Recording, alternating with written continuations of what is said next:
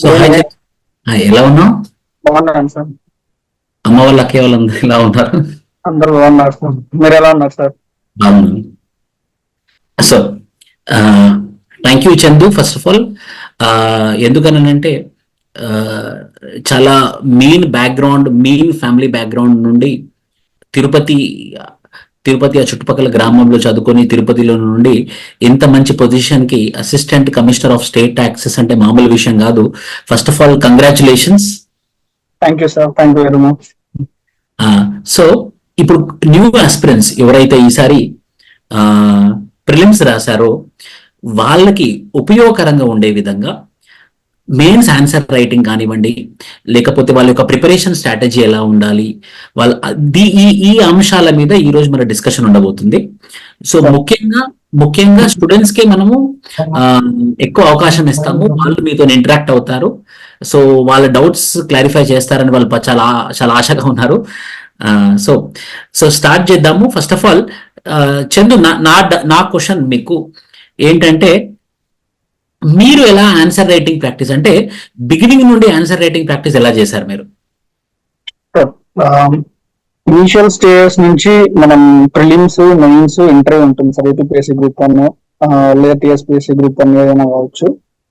So first prelims కి మనం holistic గా చదవము, పైన చదువుకుంటూ వెళ్ళిపోతాం సార్.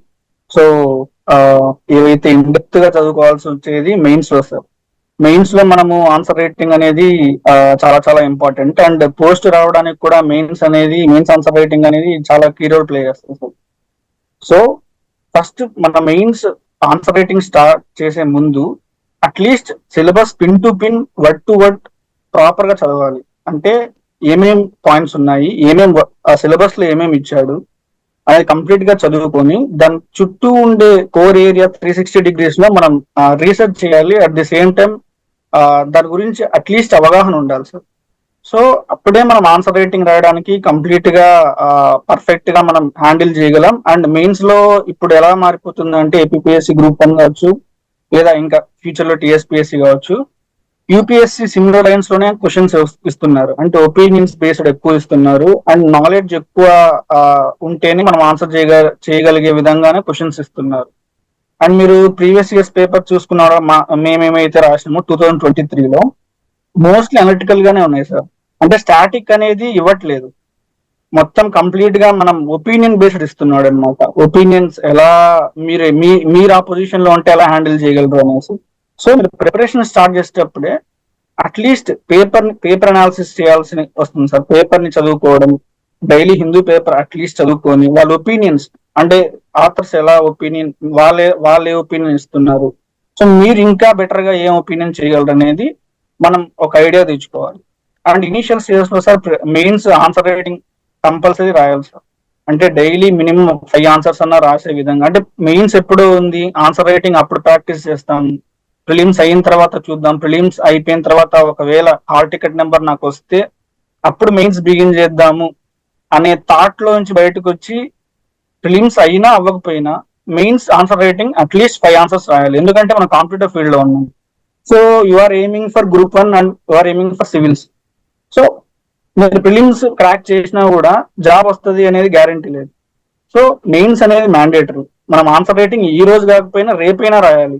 సో మీరు ఇప్పటి నుంచి డైలీ ఒక 5 ఆన్సర్స్ రాయడం ప్రాక్టీస్ చేస్తే ఈ రోజు ఉపయోగపడకపోయినా, ఒకవేళ ఈ రోజు మీరు క్వాలిఫై అవుతారో లేదో పక్కన పెట్టేయండి, రేపటి రోజున మీకు కంపల్సరీ యూజ్ అవుతుంది. సో డైలీ 5 ఆన్సర్స్ రాయడానికి ట్రై చేయండి సార్. అండ్ నేను మెయిన్స్ ఆన్సర్ రైటింగ్ ఎలా ప్రాక్టీస్ చేసామని అంటే సార్, ప్రీవియస్ ఇయర్స్ పేపర్స్ తీసుకునేవాను సార్. ప్రీవియస్ ఇయర్స్ పేపర్స్ అనేటివి చాలా చాలా ఇంపార్టెంట్ సార్. ఎందుకంటే చాలా మంది ఏమనుకుంటారంటే ప్రీవియస్ ఇయర్స్ పేపర్స్ ఎప్పుడో క్వశ్చన్స్ ఇచ్చేసారు, సో ఇప్పుడు ఎందుకు మళ్ళీ వాటి గురించి రాయడము, రాసి టైం వేస్ట్, అండ్ ఎందుకు ఊరికే రాయడం వల్ల ఉపయోగం లేదు అని డైలమాలో ఉంటారు. సో ప్రీవియస్ ఇయర్స్ పేపర్స్ అనేటివి చాలా చాలా ఇంపార్టెంట్. ప్రీవియస్ ఇయర్స్ పేపర్స్ ఎప్పటి నుంచి 2008 నుంచి కావచ్చు, 2018 నుంచి కావచ్చు, ఎప్పటి నుంచి అయితే ఉన్నాయో అవన్నీ తీసుకొని క్వశ్చన్స్ దానికి ఆన్సర్ రాయడానికి ట్రై చేయండి. ఆన్సర్ రాయడానికి ట్రై చేస్తేనే మీరు నెక్స్ట్ ఇయర్ క్వశ్చన్ ఎలా వస్తుంది, ఒకవేళ ఈ టాపిక్ లో నుంచి క్వశ్చన్స్ వచ్చినప్పుడు మనం ఎలా ట్యాకిల్ చేయాలి అనే ఒక థాట్ మీకు బిల్డ్ అయిపోతుంది సార్. సో నేను ప్రీవియస్ ఇయర్స్ పేపర్స్ చాలా చాలా ప్రాక్టీస్ చేశాను సార్. కంపల్సరీ ప్రతి ఒక్క ఇయర్ నుంచి నేను రాసుకొని పాలిటీకి సపరేట్ గా క్వశ్చన్స్ రాసుకోవడం, ప్రాక్టీస్ చేయడం, హిస్టరీ సపరేట్ క్వశ్చన్స్ రాసుకోవడం, ప్రాక్టీస్ చేయడం చేశాను. సో ప్రీవియస్ ఇయర్స్ పేపర్స్ చాలా చాలా ఇంపార్టెంట్. అవి కంపల్సరీ మిస్ చేయకుండా చదవాల్సిన పార్ట్స్ సార్ అది. సో అండ్ బుక్స్ అనేటివి చాలా చాలా ఇంపార్టెంట్ సార్. మనం బుక్స్ చాలా నాలెడ్జబుల్ గా ఏవి సెలెక్టివ్ గా సెలెక్ట్ చేసుకుని చదువుకోవాలి.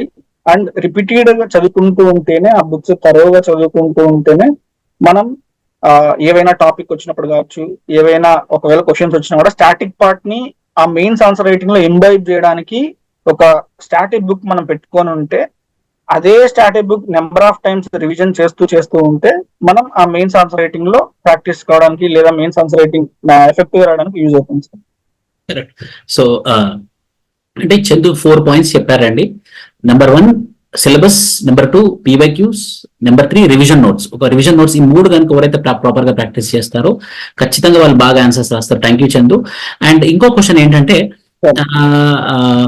ఈ assistant commissioner of state taxes దీని గురించి తెలుసుకుందాం అనుకుంటున్నాము. నేను కాదు, స్టూడెంట్స్. ఎలా ఉంటుంది జాబ్ ప్రొఫైల్, మీకు ఎలా ఉంది, మీకు జాబ్ రాకముందు ఎలా ఉండే, జాబ్ వచ్చిన తర్వాత ఎలా ఉంది? రిజల్ట్స్ వచ్చినప్పుడు నాకు assistant commissioner of state tax వచ్చింది సార్. దో నాకు డైరెక్ట్ సర్వీస్ చాలా ప్యాషన్ అయినప్పటికీ కమర్షియల్ ట్యాక్స్ ఆఫీసర్ లేదా ఇప్పుడు assistant commissioner of state tax అనేది ఇండైరెక్ట్ సర్వీస్ కావచ్చు. But this service have a major role to create impact sir. ఎందుకంటే government ఏదైనా సరే, ఈ గవర్నమెంట్ రన్ అవ్వాలంటే రెవెన్యూ చాలా చాలా important sir. Revenue generation create చేసే service assistant commissioner sir. And even ఇప్పుడు రీసెంట్ గా సిబిఐసి నోటిఫై చేసింది సార్, ఎలక్షన్ డ్యూటీస్ కి ఎగ్జామ్షన్ ఇచ్చింది అసిస్టెంట్ కమిషనర్స్ కి. సో ఎందుకు అంటే వీళ్ళు అంత మేజర్ రోల్ ప్లే చేస్తారు సార్. గవర్నమెంట్ కి రెవెన్యూ ఎలా వస్తుంది, గవర్నమెంట్ రెవెన్యూ వస్తే ఇప్పుడు మిగతా సర్వీసెస్ తీసుకుంటే, లేదా ఆర్డీఓ కావచ్చు, డిఎస్పీ కావచ్చు, మిగతా సర్వీసెస్ తీసుకుంటే దే ఆర్ రెవెన్యూ, అంటే రెవెన్యూని ఎక్స్పెండిచర్ చేస్తారు సార్. అంటే రెవెన్యూని పంచడం కావచ్చు, వెల్ఫేర్ యాక్టివిటీస్ కావచ్చు, ఇవి చేస్తారు. కానీ రెవెన్యూ మేము జనరేట్ చేస్తే వాళ్ళు రెవెన్యూని ఎక్స్పెండిచర్ చేస్తారు సార్. సో ఈ అసిస్టెంట్ కమిషనర్ జాబ్ అనేది commercial tax department sir. And simple గా ఉంటుంది, చాలా హైలీ ప్రొఫెషనల్ జాబ్ సార్ ఇది. అండ్ ఎక్కువ పీస్ దొరుకుతుంది సార్ ఈ జాబ్ లో. మిగతా జాబ్స్ తో పోలిస్తే పొలిటికల్ ప్రెషర్ చాలా తక్కువ ఉంటుంది. అండ్ ఈ జాబ్కి వచ్చేసరికి మీరు పర్సనల్ లైఫ్, ప్రొఫెషనల్ లైఫ్ రెండింటిని హ్యాండిల్ చేసుకోవాలి సార్. మిగతా జాబ్స్ లాగా ఎక్కువ ప్రొఫెషనల్ గా ఉండాల్సిన అవసరం లేదు. సో ఈ జాబ్ చాలా చాలా బాగుంది సార్. ప్రస్తుతానికి నేను ఇంతకు ముందు జాబ్ లో రాకముందు ఎలా ఉంటుందో అనుకునేవాడిని సార్. బట్ వచ్చిన తర్వాత చాలా పీస్ఫుల్ గా ఉంది, చాలా బాగుంది సార్ జాబ్. ఇప్పుడు assistant commissioner for state taxes కూడా వెహికల్ ప్రొవైడ్ చేస్తుందా government? Sir definitely sir. Vehicles అనేటివి 5 ప్రొఫైల్స్ కి, 5 జాబర్స్ కి ఖచ్చితంగా, 5 సర్వీసెస్ కి ఖచ్చితంగా ప్రొవైడ్ చేస్తారు సార్. ఒకటి deputy collector sir, second DSP sir, third assistant commissioner sir, and 4th RTO regional transport officer, 5th municipal commissioner sir. ఈ 5 ఆఫీసర్స్ కి కంపల్సరీ వెహికల్ అనేది ప్రొవైడ్ చేస్తారు సార్. అండ్ దీంట్లో ఏంటంటే సార్, మాకే కాదు సార్, మా కింద వాళ్ళకి కూడా దీంట్లో వెహికల్ మ్యాండేటరీ సార్. సో ఎందుకంటే అసిస్టెంట్ ఇంతకుముందు ఏసీటీఓ లాగా, ఇంతకు ముందు గ్రూప్ 2 వాళ్ళు ఏసీటీఓ సార్, ఇప్పుడు జిఎస్టీఓ నామినిక్లేచర్ చేంజ్ చేశారు. సో దానిపైన డిసిటిఓ ఉంటారు సార్, డిప్యూటీ అసిస్టెంట్ కమిషనర్ అంటారు ఇప్పుడు. దానిపైన CTO, circle head, assistant commissioner ఉంటారు.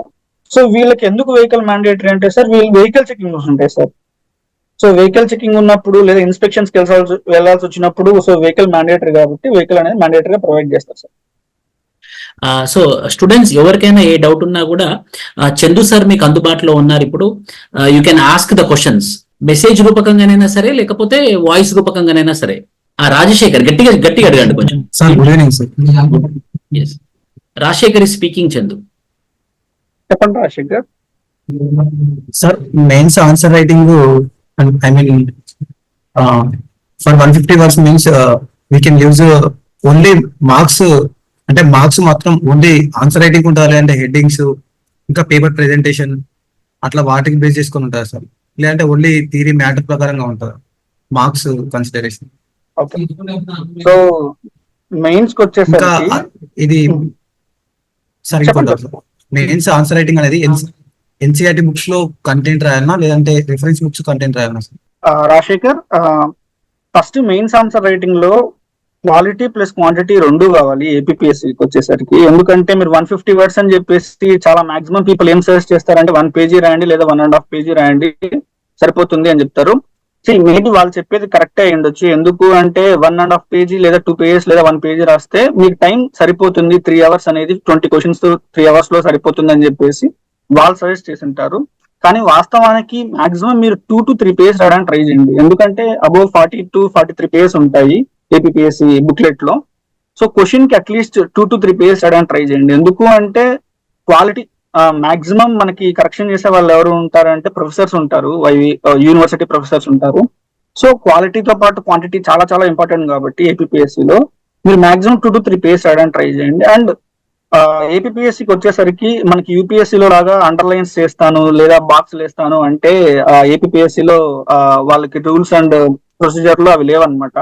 సో మనం ఏం చేస్తామంటే నేను ఏం చేసామంటే సైడ్ హెడ్డింగ్స్ వచ్చినప్పుడు ఏం చేసామంటే క్యాపిటల్ లెటర్స్ లో రాసామండి అండ్ మ్యాటర్ అనేది స్మాల్ లెటర్స్ లో రాసామండి. అంటే సైడ్ హెడ్డింగ్స్ క్యాపిటల్ లెటర్ లో రాసి పెద్ద పెద్దగా ఒక స్మాల్ 2-3 లైన్స్ వదిలిపెట్టేసి మ్యాటర్ రాసేవాడిని. సో అప్పుడు డిఫరెన్షియేట్ కనిపిస్తుంది కదా సైడ్ హెడ్డింగ్స్ కి లేదా మనం రాసే మ్యాటర్ కి డిఫరెన్షియేషన్ కనిపిస్తుంది కాబట్టి. సో ఆ విధంగా మనం బిల్డ్ చేసుకోవాలి. అండ్ డయాగ్రామ్స్ కూడా ఎక్కడ అవసరము ఎక్కడ నీడ్ అనేది అనుకున్నప్పుడు మాత్రమే వేయడానికి ట్రై చేయండి. లేదు ప్రతి ఒక్క క్వశ్చన్ కి నేను డయాగ్రామ్ వేస్తాను అంటే ఇట్స్ నాట్ వర్త్ అనమాట. ఇప్పుడు క్వశ్చన్ కి మనకి డయాగ్రామ్ నెససరీ ఉంది అంటేనే డయాగ్రామ్ వేయండి. మ్యాటర్ ఎక్కువ రాయడానికి ట్రై చేయండి. హ్యాండ్ రైటింగ్ కొంచెం నీట్ గా ఉంటే ఇంకొంచెం ఎడ్జ్ ఉంటుంది మనకి. అండ్ ఎన్సీఆర్టీస్ రాస్తాను లేదా స్టాండర్డ్ బుక్స్ రాస్తాను అంటే క్వశ్చన్ బట్టి ఉంటుంది. ఎన్సీఆర్టీస్ రాస్తారా లేదా స్టాండర్డ్ బుక్స్ రాస్తారా అనేది మీ ఇష్టము. కాకపోతే ఇప్పుడు వచ్చే క్వశ్చన్స్ ఎలా చేస్తున్నారు అంటే స్టాటిక్ సిలబస్ చాలా తక్కువ ఉంటుంది, నీ ఒపీనియన్ ఎక్కువ అడుగుతున్నాడు అనమాట. ఆర్టికల్ 19 గురించి ఫ్రీడమ్ నీ ఒపీనియన్ ఏంటి మొత్తం డీటెయిల్ గా అడుగుతున్నారు. దానికి కేసు లా కావచ్చు లేదా ఇంతకుముందు జరిగిన జడ్జిమెంట్స్ కావచ్చు, వీటికి మీరు కరెంట్ అఫైర్స్ తో లింక్ చేసి మీ ఒపీనియన్ కూడా రాయగలిగితేనే సెయిల్ త్రూ అవుతారు. స్టాటిక్ ఒక్కటే చదువుకొని మనం ఏపీఎస్సి గ్రూప్ 1 కావచ్చు లేదా ఇంకోటి కావచ్చు సెయిల్ త్రూ అవుతామంటే చాలా డిఫికల్ట్ అయిపోతుంది. సో మీరు ఏదైనా రాయండి, ఎన్సీఆర్టీస్ రాయండి లేదా స్టాండర్డ్ బుక్స్ రాయండి. రాసేది స్టాటిక్ మీరు ఇన్వైట్ చేసుకుంటూ కరెంట్ అఫైర్స్ లింక్ చేసుకుంటూ మీ ఓన్ వే అంటే కంప్లీట్ గా ఇప్పుడు సపోజ్ మనం రైట్ వింగ్ లెఫ్ట్ వింగ్ తీసుకున్నప్పుడు కంప్లీట్ నేను రైట్ వింగ్ సపోర్ట్ చేస్తా లేదా కంప్లీట్ నేను లెఫ్ట్ వింగ్ సపోర్ట్ చేస్తాను రాకుండా ఆప్టిమిస్టిక్. ఎందుకంటే మీరు ఫ్యూచర్ లో బ్యూరోక్రాట్ అవుతారు, దానికోసం ఏదో మనం అందరం ప్రిపేర్ అవుతున్నాం. సో బ్యూరోక్రాట్ మైండ్ ఎప్పుడు ఎలా ఉండాలి అంటే ఆప్టిమిస్టిక్ గానే ఉండాలన్నమాట. మనం అటు ఉండకూడదు ఇటు ఉండకూడదు, మనం మిడిల్ లోనే ఉండాలి. మిడిల్ లో అంటే మనం రెండింటిని హ్యాండిల్ చేయాలి. మన డ్యూటీ అదే, మన రెస్పాన్సిబిలిటీ అది. సో అది ఐ థింక్ నేను ఫస్ట్ చేసిన అనుకుంటా. ఏదన్నా డౌట్ ఉంటే అడగండి. No sir no sir. ఇంకెవరైనా ఉన్నారండి డౌట్స్? వాయిస్ ద్వారా కూడా అడగొచ్చు, మెసేజ్ చేస్తున్నారు. Yes Shahnaz Begum. Good evening sir. Good evening అండి. సార్ నా డౌట్ వచ్చేసి regarding TSPSC group 1 sir. Actually నేను అంటే ఇయర్స్ నుంచి నేను ఏం ప్రిపేర్ అవ్వట్లేదు సార్. రీసెంట్ గా ఈ ఇయర్ లోనే స్టార్ట్ చేశాను. ఇప్పుడు ఇక్కడ విష్ణు సార్ ఇన్స్టిట్యూషన్ లో కోచింగ్ జాయిన్ అయ్యాను.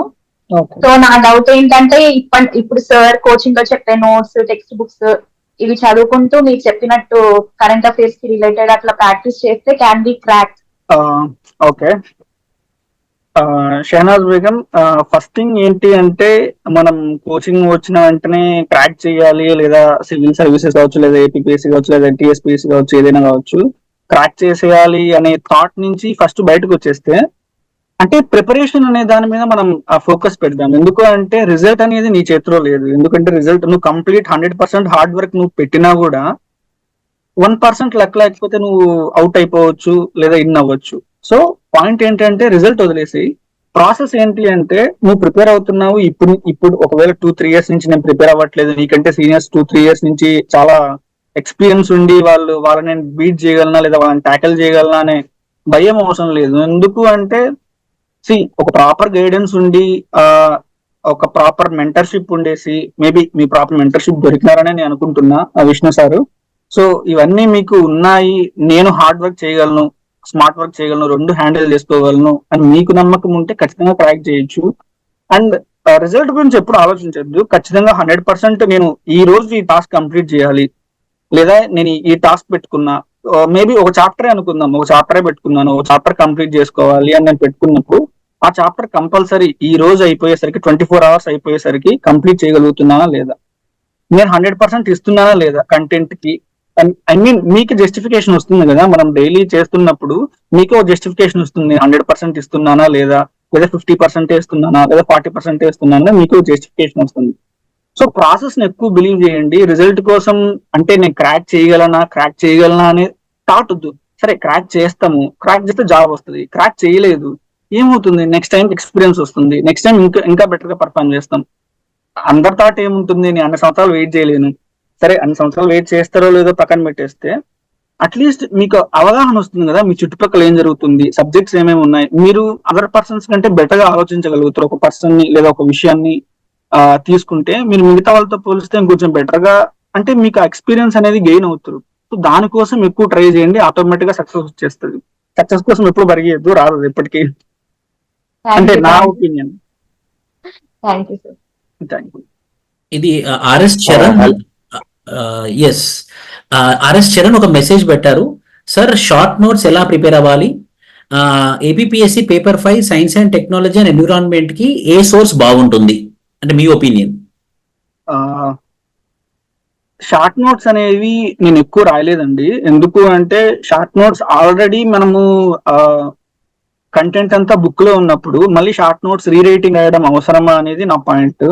ఒకవేళ మీరు రాసుకుంటారు అంటే బెటర్ అండి, ఎందుకంటే అంత ఓపిక ఉండి లేదా అంత టైం మీకు ఉంది అంటే నాకు తక్కువ టైం ఉంది, 3 to 4 months మాత్రమే ఉంది కాబట్టి నేను అంత బిల్డ్ చేసుకోలేకపోయాను.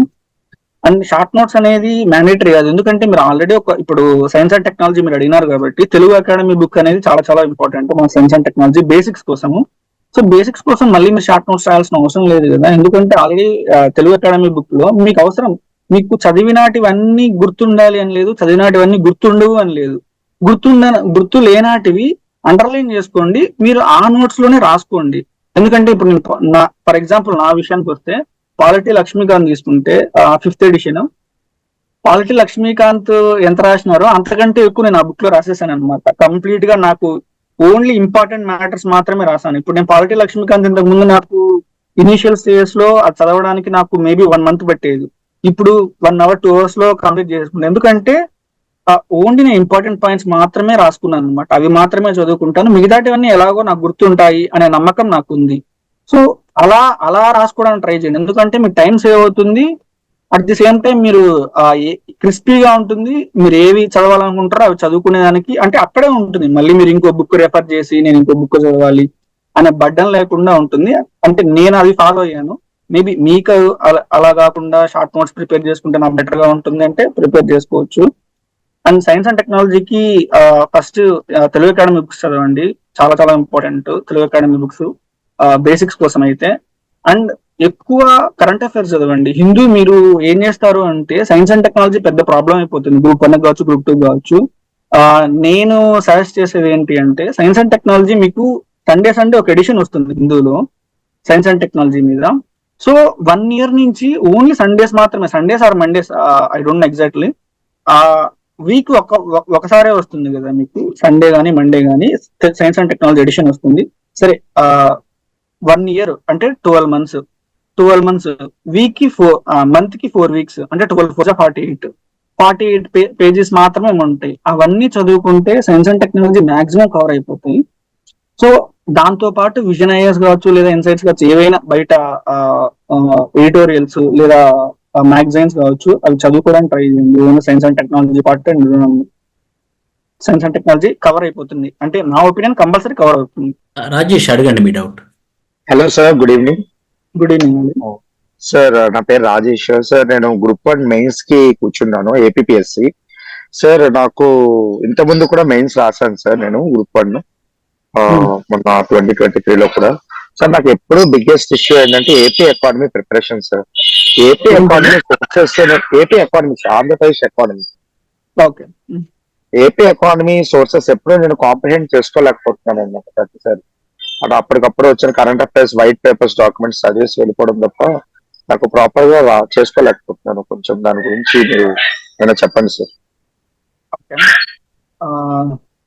ఇప్పుడు రిజల్ట్స్ కూడా రిలీజ్ చేశారు కదండి, చూసుకున్నారా మీరు అన్ని ఏవి వచ్చాయో, అంటే పాలిటీలో పేపర్ 1 పేపర్ 2 పేపర్ 3 పేపర్ 4 ఎలా వచ్చాయి అనేసి? మార్క్స్? అవును సార్, మార్క్స్ చూసుకున్నాను సార్ నేను. ఓకే యాక్చువల్గా ఏంటంటే economy, Indian economy, AP economy paper వచ్చేసరికి 69 వచ్చాయి సార్. నాకు ద లోయెస్ట్ స్కోర్ కూడా అదే అనమాట. అచ్చా ఓకే. సో పేపర్ 1 వచ్చేసరికి, ఎస్ఏ పేపర్ వచ్చేసరికి 85 వచ్చింది సార్ నాకు. తర్వాత పేపర్ 2 హిస్టరీ పేపర్ వచ్చేసరికి అది బాగా వచ్చింది సార్, 96 వచ్చింది సార్ స్కోర్. బేసికల్ అది యూపీఎస్సీ హిస్టరీ ఆప్షన్ అనమాట. తర్వాత వచ్చేసరికి నెక్స్ట్ పేపర్ వచ్చేసరికి మనకి 69 వచ్చింది సార్ ఎకానమీ పేపర్ ఉన్నదానికి. సారీ, పాలిటీ సార్, పాలిటీ ఉన్నదానికి 82 వచ్చింది సార్. తర్వాత ఎకానమీ వచ్చేసరికి 69, సైన్స్ అండ్ టెక్నాలజీ కూడా తక్కువే సార్, 64 వచ్చింది. ఆ రెండిట్లో నేను లాస్ట్ కి వచ్చేసరికి I couldn't make it around like 11+ questions చేయలేకపోయాను అనమాట. నేను 15 క్వశ్చన్స్ రావాల్సింది 11.5 దగ్గర ఆగిపోవాల్సి వచ్చింది అనమాట. సో ఇప్పుడు మనకి ఏపీఎస్సీ లో ఏపీ సిలబస్ ఉంటుంది, ఇండియన్ సిలబస్ ఉంటుంది అండ్ ఆప్షనల్ అన్నమాట. మనము ఆర్ అనేది బిల్డ్ అవుతుంది కాబట్టి మనం 30 క్వశ్చన్స్ లో 15 క్వశ్చన్, ఐ మీన్ 15 క్వశ్చన్స్ రాయాలి. సో ఏపీకి వచ్చేసరికి హిస్టరీ కావచ్చు, పాలిటీ కావచ్చు, ఎకానమీ కావచ్చు, ఇంకోటి కావచ్చు, స్పెసిఫిక్ గా చదువుకోండి. అండ్ నేను ఏపీకి సపరేట్ గా ప్రిలిమ్స్ కోసం ప్రిపేర్ అయ్యింది లేదు, ఏపీకి సపరేట్ గా నేను చదివింది లేదు. ఏపీకి నేను ఏ ఎగ్జామ్ కి ఎంత వరకు అవసరమో అదే చదువుకున్నానండి. అంటే నేను ఐఎన్ఎస్ రాజు సార్ది బయట నోట్స్ అవైలబిలిటీలో ఉంది.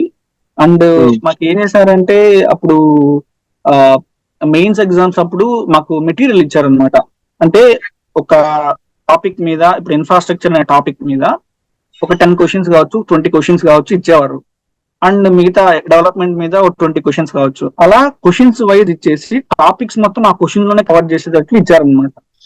అవి చాలా బాగా హెల్ప్ అయినాయండి. అండ్ ఎప్పుడైనా సరే స్పెసిఫిక్ గా చదువుకోండి. అంటే ఈ టాపిక్ నుంచి, ఇన్ఫ్రాస్ట్రక్చర్ అనే టాపిక్ నుంచి ఎన్ని క్వశ్చన్స్ రావచ్చు, ఏ విధంగా క్వశ్చన్స్ రావచ్చు, మాక్సిమం మనం అంతా ఫిగర్ అవుట్ చేసేస్తే మీకు 10 క్వశ్చన్స్ కంటే ఎక్కువ రావు. ఆ 10 క్వశ్చన్స్ లోనే తిప్పి అక్కడే ఇస్తాడనమాట. అగ్రికల్చర్ తీసుకున్నా కూడా నాకు లాస్ట్ టైం హార్టికల్చర్ అనేది మన ఏపీలో బాగా డెవలప్ అయింది. సో దాని గురించి క్వశ్చన్ ఇస్తాడు, సస్టైనబుల్ అగ్రికల్చర్ ఇస్తాడు, సో న్యాచురల్ ఫార్మింగ్ ఇస్తారు. ఇవే అంటే మీరు ఏవైనా టాపిక్ తీసుకుంటే దాని నుంచి క్వశ్చన్స్ ఎలా బిల్డ్ చేస్తారు అనేది మీరు ఆలోచించకపోతే అవి మనం ఎకానమీ ట్రాక్ చేయలేమండి. ఎకానమీ కావచ్చు, ఏపీ సంబంధించి ఏదైనా కావచ్చు, ట్రాక్ చేయడం కొంచెం కష్టం అవుతుంది. అండ్ మెటీరియల్ అనేది చాలా చాలా ఇంపార్టెంట్. ఎకానమీ వైజ్ తీసుకుంటే మిగతా సబ్జెక్ట్స్ మనం ఓన్ గా ప్రిపేర్ కావచ్చు, ఎలా అయినా చేసుకోవచ్చు, కానీ ఎకానమీకి మెటీరియల్ చాలా చాలా ఇంపార్టెంట్. ఏపీ ఎకానమీ వచ్చేసరికి ప్రాపర్ బయట మీకు ఏమైనా దొరుకుతుంది, అవైలబిలిటీలో ఉంటుంది అంటే మెటీరియల్ తీసుకోండి. ఎందుకంటే ఏపీ మనం చదువుకుంటా ఉంటే చాలా ఉంటాయి అనమాట. స్కీమ్స్ తీసుకుంటే చాలా స్కీమ్స్ ఉన్నాయి మనకి. రైతు భరోసా కేంద్రాల నుంచి ఇంకా నవరత్నాల నుంచి ఇంక వస్తూనే ఉంటాయి అనమాట స్కీమ్స్ తో పాటు ఇంకా ఏంటి అంటే మనకి నెంబర్స్ కూడా యాడ్ అవుతాయి అనమాట. ఇన్ని కోట్లు ఖర్చు పెట్టారు, ఇంత పర్సంటేజ్ డెవలప్ అయింది, రెవెన్యూ ఇంత తగ్గింది, జిఎస్డిపి ఇంత తగ్గింది ఏపీలో అనేది, ఇవి కూడా మనకి ఎక్కువ ఏపీలో ఉంటాయి అన్నమాట. సో ఇవన్నీ కవర్ ఎలా అవుతాయి, ఏ సోర్స్ నేను అప్రోచ్ అవుతే బెటర్. నేనైతే ఐఎన్ఎస్ రాజుది సార్ది అప్రోచ్ అయ్యాను, నాకు కవర్ అయిపోయింది, ఏపీ మోస్ట్లీ కవర్ అయిపోయింది. సో ఒకవేళ అంటే నేను అతనిదే ప్రిపేర్ అవ్వాలి, ఆయనదే ప్రిపేర్ అవ్వాలని నేను చెప్పాను. అంటే ఎవరన్నా ఇలా ప్రొవైడ్ చేస్తారు మీకు, ఎవరన్నా ఇట్లా హోలిస్టిక్ గా కవర్ చేస్తున్నారు అంటే అది తీసుకొని చదివేసేసుకోండి. Okay sir, okay, thank you so much sir. Thank you.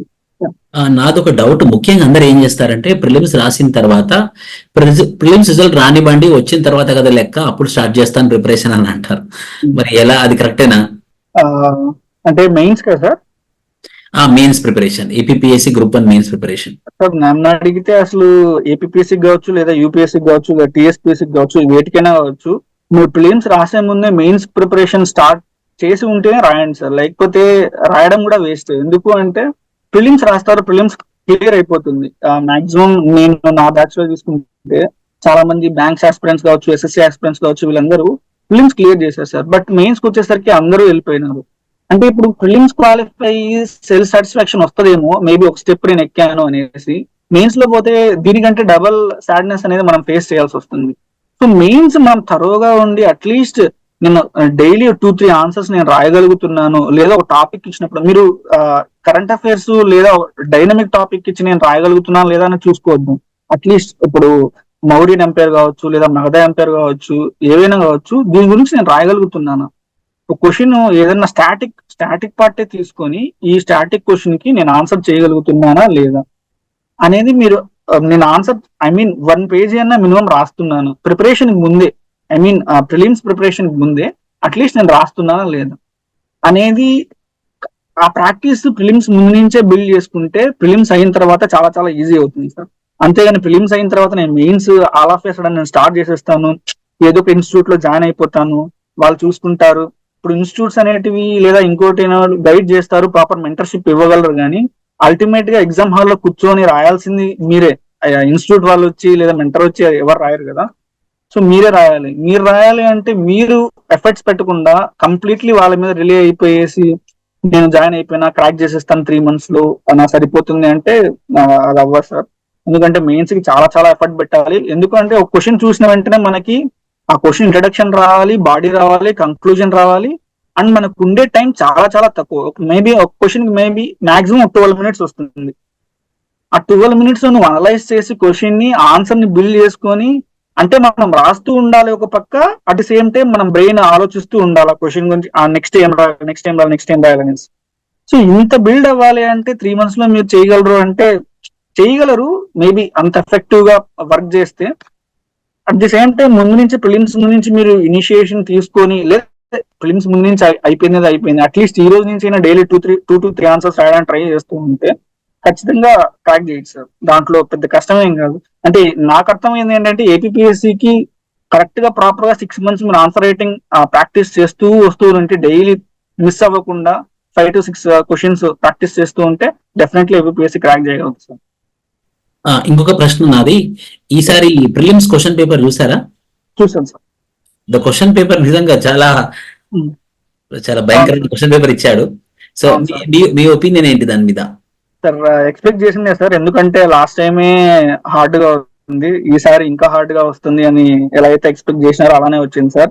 And question paper అలా వచ్చినా కూడా మేబీ క్వశ్చన్ పేపర్ అంత టఫ్ గా వచ్చినా టఫ్ కూడా అంతే ఉంటుంది. సో 1:50, 1:70, 1:100 అనేది పక్కన పెట్టేస్తే మేబీ ఒక 30 to 40 ఆ రేంజ్ లో వస్తూ ఉంటే మేబీ ఖచ్చితంగా ఇంట్లో ఉంటారు అని ప్రస్తుతం మేమందరం అనుకుంటున్నాం సార్, ఈ బ్యాచ్ వాళ్ళు. సో చరణ్ ఆల్రెడీ అడిగాడు, సో 40 above సేఫ్ కదా సార్? సేఫ్ కదండి? డెఫినెట్లీ అంటే క్యాస్ట్ వైస్ తీసుకున్నా కూడా మేబీ ఓసీ అనుకున్నా కూడా 45 40 ఆ రేంజ్ లో ఉంటే ఖచ్చితంగా మెయిన్స్ ప్రిపేర్ అయిపోవచ్చు సార్. చరణ్, ఇంకా ఏమైనా డౌట్స్ ఉన్నాయండి? Sir I have one doubt. Please sir, ఇప్పుడు మీరు మెయిన్స్ ఎగ్జామ్ రాశారు కదా ఏపీఎస్సి, అయితే వొకాబులరీకి సంబంధించి అప్పుడు మనకి ఏమైనా ఓన్ గా క్వశ్చన్ రాయాలంటే మనం ఏమైనా సింపుల్ లాంగ్వేజ్ లో మన ఓన్ గా క్వశ్చన్ రాస్తే దానికి మార్క్స్ వస్తాయా సార్? అంటే లైక్ మీరు ఏమైనా అట్లా మీ ఓన్ గా సింపుల్ మనం మాట్లాడేటప్పుడు యూజ్ చేస్తాం కదా సార్ ఇంగ్లీష్, అట్లాంటి సింపుల్ ఇంగ్లీష్ లో రాస్తే మనకి గుడ్ మార్క్స్ వస్తాయా లేదా అనేది నా డౌట్. డెఫినెట్లీ అండి. ఎందుకు అంటే ఓన్ గా ఇప్పుడు మనం ఏదో జార్గన్ ఇంగ్లీష్ రాసేసి మనకి అంటే మనం రాసేది అవతల వాడికి కన్వే అవ్వాలి. ఇప్పుడు మీరు ప్రొఫెసర్స్ తీసుకున్నారు, మనకంటే ఎక్కువ నాలెడ్జ్ ఉండొచ్చు, లేదా మనకంటే సబ్జెక్ట్ లో ఇన్ డెప్త్ నాలెడ్జ్ వాళ్ళకి చాలా ఉంటుంది. కాకపోతే వాళ్ళు ఈ ప్రజెంట్ ట్రెండ్ కి ఎంతవరకు కనెక్టెడ్ గా ఉన్నారు అనేది మనకు తెలియదు. వాళ్ళకు ఒక మోడల్ ఆన్సర్ ఇస్తారేమో, నాకు తెలియదు ఎగ్జాక్ట్ గా. మోడల్ ఆన్సర్ ఇస్తారు, ఆ మోడల్ ఆన్సర్ కి వీళ్ళు సాటిస్ఫై చేశారా లేదా అనేది చూస్తారు. సో మీరు రాసే ఆన్సర్ ఎంత సింపుల్ గా ఉంటే అంత బెటర్. మీరు ఓన్ గానే రాయండి. అంటే ఆ ఓన్ గా ఎంతవరకు సబ్జెక్ట్ రిలేటెడ్ గా రాస్తున్నారు, ఓన్ గా అంటే నాకు ఇష్టం వచ్చింది రాయడం అనేది కాదు, సబ్జెక్ట్ రిలేటెడ్ గా ఓన్ గా రాయడం అనేది అంటే మీరు ఎంత ఎక్స్ప్రెసివ్ గా ఉన్నారు, ఎంత కన్వే చేస్తున్నారు ఒక మ్యాటర్ ని. మీ ఒపీనియన్ గా నేనైతే ఓన్ గానే రాశానండి. మాక్సిమం సబ్జెక్ట్ చాలా తక్కువ, ఎందుకంటే నేను ఒపీనియన్స్ ఎక్కువ బిల్డ్ చేసి ఎక్కువ ఒపీనియన్స్ రాశాను.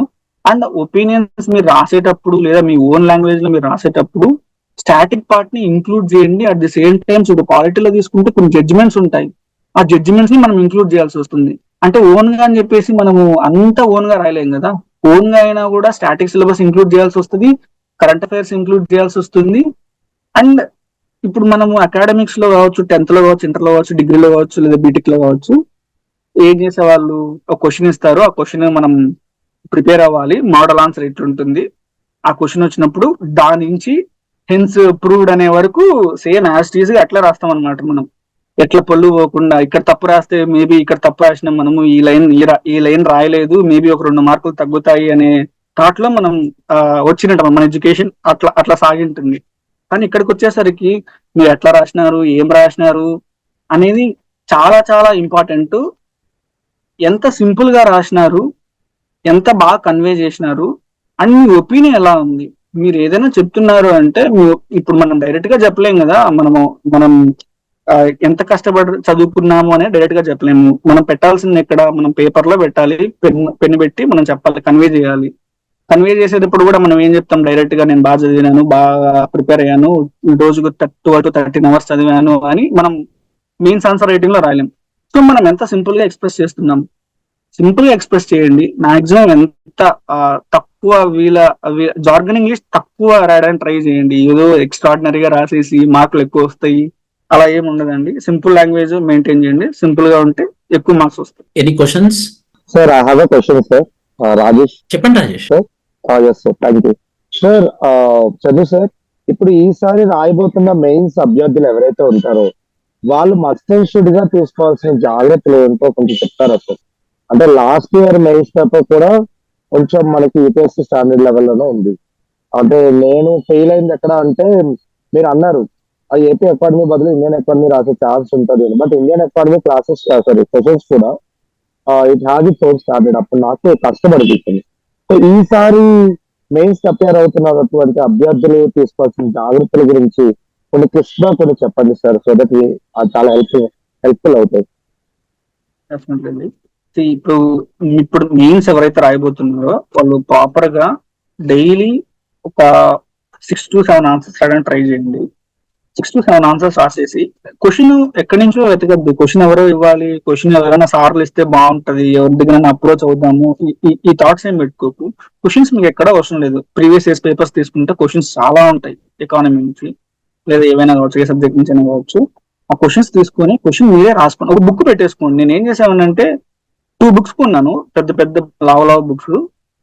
ఆ 2 బుక్స్ కంప్లీట్ గా అయిపోయినాయి నాకు. మెయిన్స్ ఆ 3 months ఏవైనా అయినాయో ఆ మెయిన్స్ నాకు ఒక పక్క మెయిన్స్ టెస్ట్ సిరీస్ నేను రాసుకుంటూ ఉండేవాడిని. అట్ ది సేమ్ టైం నేను రూమ్ కి వచ్చేసి ఏం చేసేవాడిని అంటే 5 questions మార్నింగ్ లేచిన వెంటనే 5 questions రాయడము, మళ్ళీ రూమ్ కి అంతా టెస్ట్ సిరీస్ అంతా అయిపోయిన తర్వాత మళ్ళీ రూమ్ కి వెళ్ళిన తర్వాత నిద్రపోయే ముందు మళ్ళీ ఒక 5 questions రాయడం. అంటే డైలీ ఒక 10 questions మస్ట్ అండ్ షుడ్ గా రాసేవాడిని అనమాట ప్రీవియస్ ఇయర్స్ పేపర్స్. నేను ఏమనుకున్నాను, ప్రీవియస్ ఇయర్స్ పేపర్స్ నా ఎగ్జామ్ నేను mains answer writing main exam కూర్చునేసరికి నేను ప్రీవియస్ ఇయర్స్ పేపర్స్ క్వశ్చన్స్ ఒక్కటి కూడా మిస్ చేయకుండా అన్ని కంప్లీట్ చేసుకొని రాసేసుకోవాలి అనే మోటో పెట్టుకున్నాను. అండ్ నేను కంప్లీట్ చేసుకున్నాను. ప్రీవియస్ ఇయర్స్ పేపర్స్ ప్రతి ఒక్కటి రాసుకున్నాను, ప్రతి ఒక్కదానికి ఆన్సర్ రాసుకున్నాను. అలా రాయడం వల్ల మీకు ఏమవుతుందంటే క్వశ్చన్ వచ్చినప్పుడు ఆన్సర్ ఎలా రాయాలి అనేది మీకు బిల్డ్ అయిపోతుంది. అంటే క్వశ్చన్ వచ్చినప్పుడు ఇంట్రడక్షన్ ఇలా రాయాలి, బాడీ ఇలా రాయాలి, కంక్లూజన్ ఇలా రాయాలి. ఇప్పుడు మనం హిస్టరీ తీసుకున్నాం అనుకో, ఆల్రెడీ కొన్ని ఇయర్స్ నుంచి ఒకటే ప్యాటర్న్ లో వస్తూనే ఉంటాయి. ఇక్ష్వాకుల నుంచి ఒక క్వశ్చన్ కంపల్సరీ, లేదా శాతవాహన నుంచి కంపల్సరీ ఒక క్వశ్చన్ ఉంటుంది, చాళుక్యాస్ నుంచి కంపల్సరీ ఒక క్వశ్చన్ ఉంటుంది. ఇట్లా మీరు ప్రీవియస్ ఇయర్స్ పేపర్స్ చూస్తే మీకు అర్థం అయిపోతుంది అనమాట. క్వశ్చన్ ఇక్కడ నుంచి ఏరియా నుంచి కంపల్సరీ అడుగుతున్నాడు అంటే ఈ చాప్టర్ నేను కొంచెం ఫోకస్డ్ గా చదవాలి. నెక్స్ట్ ఇయర్ కూడా ఈ క్వశ్చన్ ఈసారి కంపల్సరీ. ఇప్పుడు ఈ రోజు మీరు చూసుకున్నట్లయితే చాళుక్యాస్ న్యూస్ లో ఉంది. మేబీ మన మెయిన్స్ కి వచ్చేసరికి చాళుక్యాస్ ఖచ్చితంగా రావచ్చు, బాదామి చాళుక్యాస్ కావచ్చు, ఎవరైనా కావచ్చు, కళ్యాణ్ చాళుక్యాస్ కావచ్చు, క్వశ్చన్ రావచ్చు. సో ఇలా మీరు ప్రీవియస్ ఇయర్స్ పేపర్స్ పెట్టుకొని రాసేసుకొని డైలీ ఒక 6 to 7 లేదా 10 మాక్సిమం వీలైతే రాసేసుకొని మీరే ఎవాల్యుయేట్ చేసుకోండి. ఫస్ట్ ఎవరికి ఇవ్వద్దు, మీరే ఎవాల్యుయేట్ చేసుకోండి. ఎక్కడ ఎవాల్యుయేట్ చేసుకుంటారు? ఇప్పుడు మౌర్యాస్ ఉంది, క్వశ్చన్ తీసుకున్నారు, ప్రీవియస్ ఇయర్స్ పేపర్స్ రాసేసినారు, క్వశ్చన్ మొత్తం ఆన్సర్ రాసినారు. ఎక్కడ ఎవాల్యుయేట్ చేసుకుంటారు? మీకు స్టాటిక్ బుక్స్ ఉన్నాయి.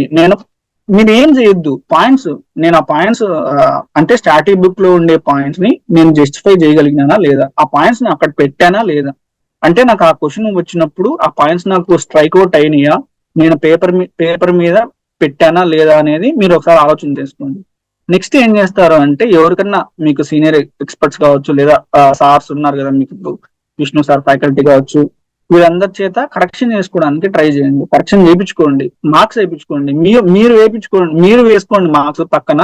At the same time faculty ఎంత మార్క్స్ వేస్తున్నారో కూడా చూసుకోండి. రెండు టాలీ చేసుకోండి. వాళ్ళు ఏమన్నా చెప్తారు కదా సజెషన్స్, ఇలా రాయాలి, ఇలా రాయాలి, ఇవి యాడ్ చేయాలి, ఈ పాయింట్స్ చేయాలి అనేసి అట్లా రాసుకొని కంప్లీట్ గా ప్రీవియస్ ఇయర్స్ పేపర్స్ అంతా కంప్లీట్ చేసుకోవడానికి ట్రై చేయండి.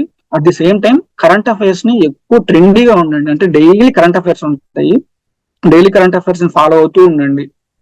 కరెంట్ అఫైర్స్ నుంచి మీకు ఏం క్వశ్చన్ రావచ్చు, డిజిటల్ కరెన్సీ వచ్చింది మాకు, సో డిజిటల్ కరెన్సీ నుంచి మీరు తరువుగా చదువుతున్నారా లేదా, లేదా సాఫ్ట్ పవర్ వచ్చింది, సాఫ్ట్ పవర్ నుంచి మీరు చదువుతున్నారా లేదా, అంటే కంప్లీట్ గా మీరు తరువుగా ఉండాలి. కరెంట్ అఫైర్స్ ఈ రోజు హిందూ నుంచి ఏమేమి వస్తున్నాయి, మీరు ప్రిలిమ్స్ కి టాపిక్స్ చిన్న చిన్న టాపిక్స్ లాగానే కరెంట్ అఫైర్స్ ఉంటాయి కదా, అట్లనే చదువుకోండి. సాఫ్ట్ పవర్ అని ఇస్తాడు, జస్ట్ ప్రిలిమ్స్ టాపిక్ లాగా చిన్న చిన్న క్వశ్చన్. ఇప్పుడు యునెస్కో వరల్డ్ హెరిటేజ్ సైట్స్ వచ్చాయి, యునెస్కో వరల్డ్ హెరిటేజ్ సైట్ చాలా ప్రిలిమ్స్ టాపిక్ అనమాట. మనం ప్రిలిమ్స్ కోసం చదువుతాం ఏమేమి లిస్ట్ అవుట్ అయ్యాయి, ఏమేమి జిఏ ట్యాక్స్ వచ్చినాయి అనేసి. కానీ దాని గురించి మనం మెయిన్స్ పర్స్పెక్టివ్ లో క్వశ్చన్ ఎలా అడుగుతాడు అనేది కూడా బిల్డ్ చేసుకుని మెయిన్స్ పర్స్పెక్టివ్ లో రాయడానికి ట్రై చేయండి. ఆ విధంగా చేస్తే మీరు ఖచ్చితంగా ఫెయిల్ త్రూ అయిపోతారు మెయిన్స్ కి.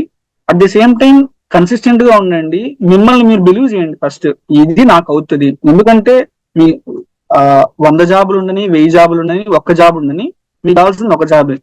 సో ఆ ఒక్క జాబ్ నాకు రావాలి, అది అది నేనే అయి ఉండాలి. ఫస్ట్ మీరు బిలీవ్ చేయండి. మీకు బిలీఫ్ ఎట్లా వస్తుందంటే డైలీ చదివితేనే వస్తుంది. డైలీ చదువుతా ఉంటే, కన్సిస్టెంట్ గా వర్కౌట్ చేస్తా ఉంటే, అంటే నేను ఈ స్టెప్ ఈ రోజు నేను ఇది అనుకున్నాను, అది నేను క్రాస్ చేశానా లేదా, నెక్స్ట్ టుమారో నేను ఇది అనుకున్నాను, అది నేను క్రాస్ చేశానా లేదా, అట్ ఎనీ కాస్ట్ క్రాస్ చేయడానికి ట్రై చేయండి. నేను కంప్లీట్ చేయాలనుకున్నప్పుడు కంప్లీట్ చేయండి. ఎందుకంటే మళ్ళీ దాన్ని డిలే చేసుకుని మళ్ళీ రేపు రాద్దాం, ఎల్లుండి వేసుకుందాం, అవతల అట్లా చేసుకోవద్దు. ఎందుకంటే మనకు ఉండే టైం చాలా తక్కువ. ఒక 6 to 7 months మనం పోతే ఏం పోయింది, టైం పోతుంది అంతే కదా. అన్ని పక్కన పెట్టేసి దీనికోసం పోతే వస్తుంది అనే థాట్ లో ప్రిపేర్ అవ్వండి, ఖచ్చితంగా వస్తుంది. ఇంకోటి చాలా ఇంపార్టెంట్ క్వశ్చన్, ఎథిక్స్ అండ్ లా అవి పెద్ద పెద్ద topics, how much we have to prepare only for this exam అని. ఎథిక్స్ లా అనేది వ్యాస్ట్ సిలబస్ ఏం లేదు సార్. వాటి సిలబస్ లోనే ఏం చేస్తారంటే లిమిటెడ్ గానే ఇస్తారు సార్. లాలో ఏమేమి ఉన్నాయి, ఎథిక్స్ లో ఏమేమి ఉన్నాయని చాలా లిమిటెడ్ సిలబస్ ఉంటుంది సార్ మనకి. ఎందుకంటే మీరు పేపర్ 3 తీసుకుంటే పాలిటీ, గవర్నెన్స్, లా, ఎథిక్స్ ఇట్లా 4-5 టాపిక్స్ ఉన్నాయి సార్ మీకు ఇచ్చేసి ఉంటాడు. సో అన్నిటికీ మనం జస్టిఫికేషన్ లాగా అన్నిటికీ చదువుకోవాలి అంటే చాలా టైం పడుతుంది, అంతా కంప్లీట్ చేసుకోలేము సార్. అందుకనే వాటి సిలబస్ లోనే చాలా లిమిటెడ్ గా ఇస్తాడు సార్, ఏమేమి చదువుకోవాలి, ఏ టాపిక్స్ నుంచి వస్తాయి అనేసి. అవి చదువుకుంటే మనకు సరిపోతుంది సార్. అండ్ ఎథిక్స్ కి, లా కి నోట్స్ ప్రిపేర్ చేసుకుంటే సరిపోతుంది సార్.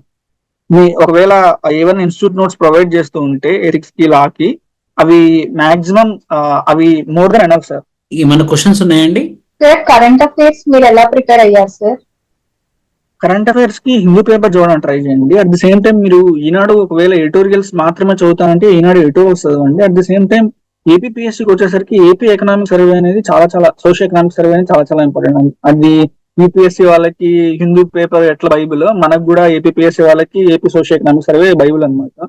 సో అవి కంపల్సరీ చదువుకోవాల్సి వస్తుంది. ఏపీ సోషల్ ఎకనామిక్ సర్వేల స్కీమ్స్ ఏంటివి, స్కీమ్స్ యొక్క మోటో ఏంటివి, ఇలా చదువుకోవాల్సి వస్తుంది. కరెంట్ అఫైర్స్ ఏవైనా సరే ఒక మ్యాగజైన్ చదవడానికి ట్రై చేయండి.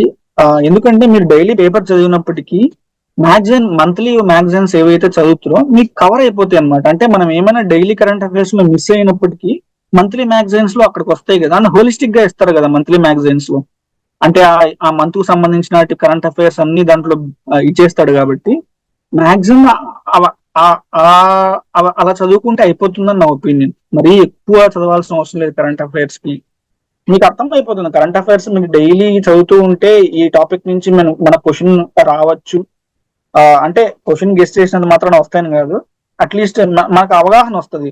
ఇప్పుడు మనము ఏదైనా ఒక టాపిక్ మీద మనం అట్లీస్ట్ ఒక అవగాహన తెచ్చుకుంటే ఆ నాలెడ్జ్ అనేది మనం క్వశ్చన్ లో ఎక్కడో ఒక చోట ఇంబైబ్ చేయొచ్చు అనమాట. అంటే ఆ క్వశ్చన్ రిలేటెడ్ కాకపోయినా కూడా ఆ క్వశ్చన్ కి ఇంబైబ్ చేయొచ్చు అనమాట. ఇప్పుడు ఎస్ఏలో మనం కరెంట్ అఫైర్స్ అన్ని చదువుకొని, మనం అన్ని స్టార్ట్ బుక్ చదువుకొని ఇవన్నీ చదివితేనే మనం ఎస్ఏ రాయగలం. అంతేగాని మనం డైరెక్ట్ గా ఎస్ఏ స్టార్టింగ్ రాసేద్దాము అంటే ఏం రాస్తారు? ఇప్పుడు ఎడ్యుకేషన్ అంటారు, ఎడ్యుకేషన్ గురించి ఏం రాస్తారు? మనం చిన్నప్పుడు 500 వర్డ్స్ 200 వర్డ్స్ ఇచ్చి ఎడ్యుకేషన్ గురించి రాయమంటే అట్లా రాయలేం కదా. మనం ఎడ్యుకేషన్ అంటే నేషనల్ ఎడ్యుకేషన్ పాలసీ ముందు నుంచి, కస్తూరి రంగన్, ఇవన్నీ కమిటీస్ నుంచి మనం బిల్డ్ చేసుకుంటూ రాయాలి అంటే మనం ఆల్రెడీ చదివి ఉండాలి కదా, ఎక్కడో ఒక చోట చదివి ఉండాలి కదా. సో చదవకుండా మనం ఎస్ఏ రాయలేము కదా. ఇప్పుడు మనం కరెంట్ అఫైర్స్ కూడా అంతే అన్నమాట. కరెంట్ అఫైర్స్ ఖచ్చితంగా చదవండి, అన్ని కరెంట్ అఫైర్స్ చదవండి, హిందూ లేదా ఈనాడు చదవండి.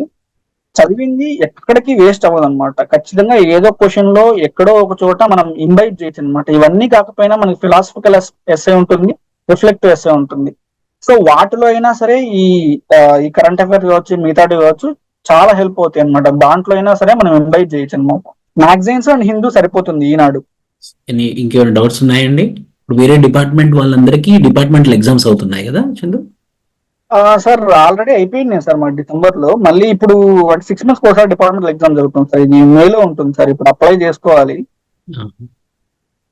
అప్లై చేసుకుంటే మేలో ఎగ్జామ్స్ ఉంటాయి. అంటే వీళ్ళకి జరుగుతున్నాయి సార్, డిఎస్పీ వాళ్ళకి జరుగుతున్నాయి. వాళ్ళు విజయవాడకు వచ్చినట్లున్నారు. ఎనీ మోర్ డౌట్స్ ఎవరికైనా? Okay Chandu, it's great talking to you. మంచి ఇన్సైట్స్ ఇచ్చారు. మొట్టమొదటి స్టార్టింగే సిలబస్ ఒకటి, పీవైక్యూ ఒకటి, minimum 2 maximum 5 plus revision notes, ఒక ప్రాపర్ రివిజన్ నోట్స్ ఉండాలి. ఈ 4 పాయింట్స్. ఇంకోటి సార్, టెస్ట్ సిరీస్ కూడా చాలా చాలా important. Test series what is the significance of test series? Test series రాయడం వల్ల మీ పొజిషన్ ఏంటో తెలుస్తుంది సార్. అట్లీస్ట్ ఫస్ట్ మీరు ప్రాక్టీస్ చేస్తారు, మీరు డైలీ 6 to 7 లేదా 8 క్వశ్చన్స్ రాస్తూ ఉంటారు. కానీ టెస్ట్ సిరీస్ రాయడం వల్ల ఏదైనా ఇన్స్టిట్యూట్ లో కావచ్చు లేదా ఎక్కడైనా కావచ్చు, టెస్ట్ సిరీస్ రాస్తే మీ పొజిషన్ ఏంటి అంటే క్వశ్చన్ ట్రెండీగా ఇప్పుడు మనం ప్రిపేర్ అవుతూ ఉంటాము. ఈ ఎగ్జామ్ కి ఈ ఇయర్ కి మనం ఎలా ప్రిపేర్ అవ్వాలి అనే టెస్ట్ సిరీస్ మనకు నేర్పిస్తాయి సార్. టెస్ట్ సిరీస్ లో క్వశ్చన్స్ మనం మల్టిపుల్ ఇన్స్టిట్యూట్స్ నుంచి క్వశ్చన్స్ తీసుకోండి, వాళ్ళు ఎలా అడుగుతున్నారు, మీ ఇన్స్టిట్యూట్ ఎలా అడుగుతుంది, మిగతా క్వశ్చన్స్ ఎలా అడుగుతున్నారు, ఎవాల్యుయేట్ చేసుకోండి. ఒక ఇన్స్టిట్యూట్ లో క్వశ్చన్స్ రాయండి, మిగతా ఇన్స్టిట్యూట్ లో క్వశ్చన్స్ చదువుకోండి. అట్లీస్ట్ క్వశ్చన్ ఇచ్చినాడు, క్వశ్చన్ కి ఆన్సర్ చదవండి.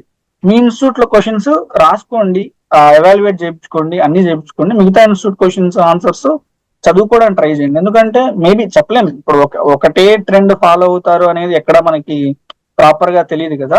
సో టెస్ట్ సిరీస్ మీ పొజిషన్ ఏంటి, నేను ఎక్కడున్నాను అంటే మనకు మార్క్స్ వాళ్ళే వేస్తారు, అంటే ర్యాంకింగ్స్ కూడా ఉంటాయి కాబట్టి మిగతా వాళ్ళతో నేను ఎలా కంపీట్ అవుతున్నాను, అంటే మిగతా వాళ్ళకంటే తక్కువ వస్తున్నంత మాత్రం మనం డిస్కరేజ్ అవ్వాల్సిన అవసరం లేదు. నాకు చాలా తక్కువ వచ్చేవి స్టార్టింగ్ ఇయర్స్ లో, చాలా తక్కువ వచ్చేవి. లాస్ట్ లో ఉండేవాడిని నేను, తర్వాత స్లోగా పికప్ అయ్యాను.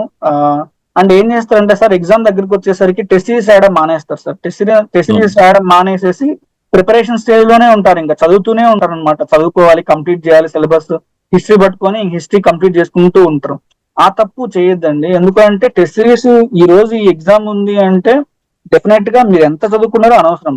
ఆ ఎగ్జామ్ కూర్చోండి, ఆ 3 hours మీరు కూర్చొని మీకు ఏం వస్తాయి అంటే మీరు కంప్లీట్ గా మీరు ఎంతవరకు చదువుకున్నారో అంతవరకే చదువుకొని ఆ 3 hours ఎగ్జామ్ కి మీరు ఎంతవరకు న్యాయం చేయగలరో అది చేయండి. లాస్ట్ ఎగ్జామ్ ఈ రేపు మెయిన్ ఎగ్జామ్ 1 week బ్యాక్ నా టెస్ట్ సిరీస్ పెడుతున్నారు అంటే అవి కూడా స్కిప్ చేయొద్దు, అది కూడా రాసి ఫీడ్బ్యాక్ తీసుకొని మీ మెయిన్ ఎగ్జామ్ కి వెళ్ళండి. సో అది సార్ నా సజెషన్. టెస్ట్ సిరీస్ చాలా చాలా చాలా ఇంపార్టెంట్. టెస్ట్ సిరీస్ అది కూడా డిసిప్లిన్ గా రాయాలి. అవును సార్, డిసిప్లిన్ గా ఏదో ఈ రోజు రాసేసి మళ్ళీ ఒక 1 week తర్వాత ఓకే లైట్ అన్నట్లు లేకుండా ఖచ్చితంగా test series.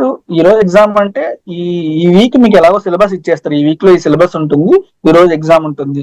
So syllabus already చెప్పేసినప్పుడు prepare అయ్యేసి ఆ రోజు 3 hours డిసిప్లిన్ గా రాస్తే అంటే మీకు ఆ 3 hours మీ మైండ్ ఎట్లా పనిచేస్తుంది అనేది ట్రైన్ అయిపోతుంది. మీ మెయిన్ ఎగ్జామ్ కూర్చుంటే ఆ 3 hours నేను కూర్చోవాలి అంటే మనం సడన్ గా ఇప్పుడు టెస్ట్ సిరీస్ ఎట్లా రాస్తారంటే సార్, పక్కన బుక్ పెట్టుకొని నాకు ఫస్ట్ ఆన్సర్ గుర్తు రావట్లేదు అని చెప్పేసి కొంచెం ఓపెన్ చేసేసి మళ్ళీ చదువుకొని మళ్ళీ రాయడం అట్లా లేకుండా, మీరు నాకు ఈ క్వశ్చన్ వచ్చింది, సపోజ్ నేను ఇప్పుడు ఇదే మెయిన్ ఎగ్జామ్, నేను కూర్చున్నాను, నాకు ఈ క్వశ్చన్ వచ్చింది, దీన్ని నేను ఎట్లా ట్యాకిల్ చేయాలి నాకు తెలియదు కంప్లీట్ గా. అట్లీస్ట్ మనం ఈ కాంపిటేటివ్ ఫీల్డ్ లో ఉన్నాము అంటే క్వశ్చన్ ఇచ్చినప్పుడు అట్లీస్ట్ ఐడియా, అట్లీస్ట్ దాని చుట్టుపక్కల నాలెడ్జ్ అంతా మనకు ఉంటుంది. ఆ నాలెడ్జ్ నేను అట్టే ఇంబైట్ చేస్తున్నాను పేపర్ మీద అనేది చాలా చాలా ఇంపార్టెంట్ అవుతుంది సార్. అప్పుడే మనకి ఇన్నోవేటివ్ గా రాయగలం అండ్ మన 100% బయటకు వస్తుంది సార్ అప్పుడు. Correct sir. Chandu sir, hello sir. Sir ఇందాక మీరు చెప్పారు కరెంట్ అఫైర్స్ గురించి, ఎట్లా రాసుకోవాలి ఎట్లా అని చెప్పేసి. Sir when it comes to essay paper, మనకి గ్రూప్ 1 లోని సిలబస్ కాపీలో ఉన్నప్పుడు నోటిఫికేషన్ లోని ఏపీఎస్సి వాళ్ళు క్లియర్ గా మెన్షన్ చేయలేదు సార్. అంటే ఇప్పుడు చూడండి, ఫర్ ఎగ్జాంపుల్ టిఎస్పిఎస్సి గ్రూప్ 1 తీసుకున్నారు అనుకోండి, అందులో జనరల్ ఎస్ఏ పేపర్కి వచ్చేసరికి ప్రాపర్ గా సోషల్ ఇష్యూస్ అని, లేదంటే ఎకనామిక్ ఇష్యూస్ అని, లేదా సైన్స్ రిలేటెడ్ ఇష్యూస్ అని చెప్పేసి ప్రాపర్ గా సెగ్రిగేట్ చేసి వచ్చాయి. ఇటు వచ్చేసరికి 7 హెడ్డింగ్స్ ఉన్నాయి సార్. 7 హెడ్డింగ్స్ కూడా చాలా వేగ్గా ఇచ్చారు. ఇప్పుడు మనకు వచ్చేసరికి ఇప్పుడు డెవలప్మెంటల్ ఇష్యూస్ అని, సోషల్ ఇష్యూస్ అని ఇలా వేగ్గానే ప్రిపేర్ అయ్యి వెళ్తాం. లిస్ట్ ఆఫ్ ఎస్ఎస్ ఒకవేళ ఇప్పుడు మిమ్మల్ని నేను ఒకటి అడగాలనుకున్నాను సార్.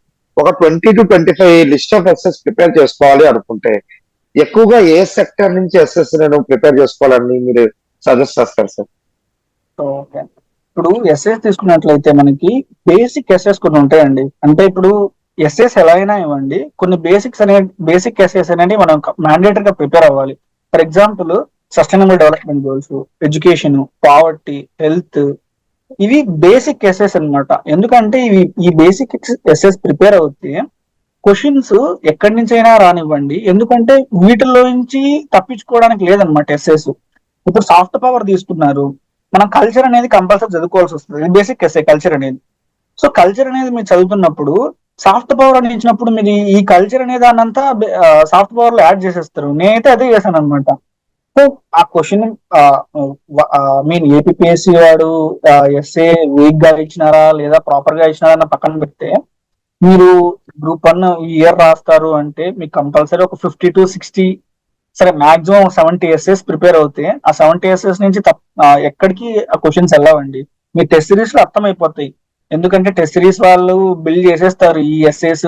మీరు కాన్స్టెంట్ గా ఆ ఇయర్ లో కరెంట్ అఫైర్స్ నుంచి ఏమేమి వస్తున్నాయి ఎస్ఎస్ ఎక్కడ. ఇప్పుడు మేము ప్రిపేర్ అవుతున్నప్పుడు ఇంటర్నేషనల్ ఇయర్ ఆఫ్ మిల్లెట్స్ ఉంది, అది మేము చాలా ఎక్స్పెక్ట్ చేసాము. International year of millets compulsory వస్తుంది అనేసి.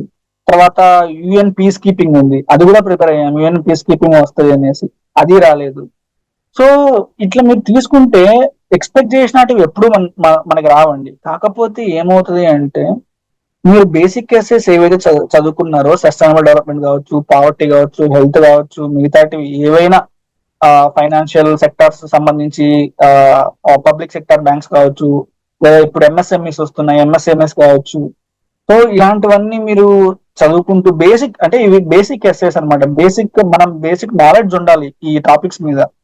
అంటే ఇప్పుడు హెల్త్ గురించి చదివినప్పుడు నేషనల్ హెల్త్ పాలసీ, అంతకు ముందు నుంచి అసలు నేషనల్ హెల్త్ పాలసీ రాకముందు నుంచి మన primary health care sector, secondary health care, ASHA workers, వీళ్ళందరూ మనకి ఒక ట్రయాంగిల్ పిరమిడ్స్ ఉంటుంది అనమాట. ఫస్ట్ కింద లోయర్ లెవెల్లో కామన్వెల్త్ వర్కర్స్, ఇక్కడ నుంచి మనకి పై వరకు సెకండరీ టెరిటరీ వరకు ఆయుష్మాన్ భారత్ స్కీమ్ కావచ్చు, ఇవన్నీ ఎలా బిల్డ్ అయ్యాయి, ఎక్కడెక్కడి నుంచి ఏ స్టేజ్ నుంచి బిల్డ్ చేసుకుంటూ వచ్చినారు, ఈ లైన్స్ అనేటివి మనం రాసుకుంటూ ఉండాలి. ఈ బేసిక్ పాయింట్స్ అనేటివి మనకి మైండ్ లో కంపల్సరీ ఉండాలండి. అండ్ రివిజన్ చేసుకుంటూ ఉండాలన్నమాట. ఇప్పుడు ఎడ్యుకేషన్ చూసుకున్నప్పుడు కస్తూరంగన్ కమిటీ, రకరకాల కమిటీస్ వస్తాయన్నమాట, చాలా కమిటీస్ వస్తాయన్నమాట. మన నేషనల్ ఎడ్యుకేషన్ పాలసీ 2020కి ముందే చాలా ఎడ్యుకేషన్ పాలసీస్ మనకు ఉన్నాయన్నమాట. సో అవన్నీ మీరు చదువుకుంటూ రావాలి. ఇనీషియల్ స్టేజెస్ నుంచి నేషనల్ ఎడ్యుకేషన్ పాలసీ వరకు ఏమేమి తీసుకొచ్చింది గవర్నమెంట్ అనేది మీరు చదువుకుంటూ రావాలి. And at the same time sustainable development goals కి లింక్ చేసుకుంటూ రావాలి.